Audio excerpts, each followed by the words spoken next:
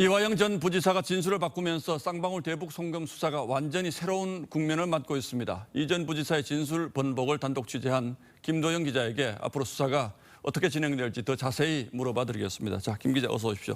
자, 이 전 부지사의 검찰 진술의 정확한 내용이 뭐죠? 네, 검찰은 김성태 전 쌍방울그룹 회장이 2019년 경기도의 대북 사업 비용을 대신 내준 의혹을 수사 중인데요. 예. 북한 스마트팜 사업 명목으로 500만 달러, 이재명 대표 방북 비용으로 300만 달러가 김 전 회장을 통해 북한으로 건너갔다고 의심하는 겁니다. 이 전 부지사는 스마트팜 사업비 500만 달러는 여전히 입을 안 열지만 방북 비용 300만 달러는 쌍방울이 도와줬다고 이 대표에게 보고했다는 취지로 진술한 것으로 확인됐습니다. 자, 그런데 상식적으로 봐도 보고를 했을 것 같긴 한데 검찰이 진술을 받아냈다는 것, 이건 어떤 의미가 있습니까? 네, 이 전 부지사는 당시 평화부지사로 경기도 대북 사업을 총괄하고 있었습니다. 네.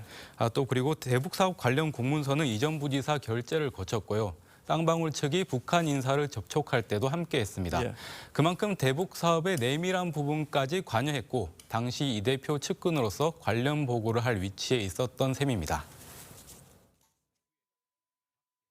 이재명 지사님의 정책 의지에 따라 북측 인사와의 만남 및 대북 교류 등으로 지속적인 네, 결국 이 전 부지사의 전향적 진술이 나옴에 따라서 검찰 수사가 이 대표로 향하는 바로 앞 단계까지 올라갈 발판이 마련된 것으로 보입니다. 예, 그 진술을 확보했다면 이재명 대표에게 좀 더 다가섰다, 이제 이런 의미가 있다, 이렇게 볼 수가 있겠는데, 그렇다면 이 전 부지사가 이제 와서 진술을 번복한 이유는 뭘까요?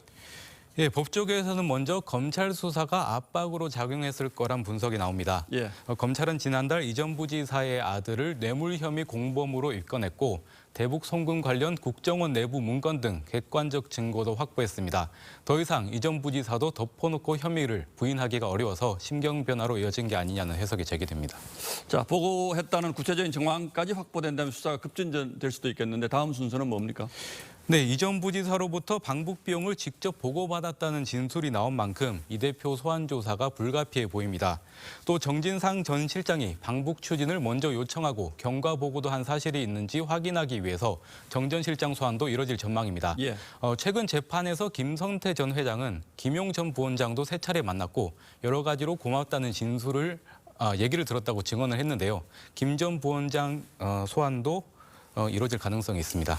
자, 종합하자면 정진상 실장의 요청으로 시작이 됐고 돈 보낸 사실도 보고를 했다, 이제 이런 건데, 이게 맞다면 이 대표에게는 어떤 혐의가 적용될 수 있을까요? 네, 검찰은 경기도가 낼 비용을 쌍방울이 대신 대납을 했고 그 대가로 대북 사업권을 암묵적으로 약속받았다고 보는 만큼 이 대표에게 제3자 뇌물죄가 적용될 가능성이 큽니다. 소환 시기는 유동적이지만 다음 달에 유력해 보입니다. 검찰이 구속영장을 청구할 경우에 결산국회가 시작되는 다음 달 16일 이전을 선택해서 체포동의안 표결을 피할 수도 있습니다. 예, 만약 체포동의안 오면 민주당이 또 고민에 빠질 수밖에 없겠군요. 이거 포기한다고 했는데. 예, 김도영 기자 수고했습니다.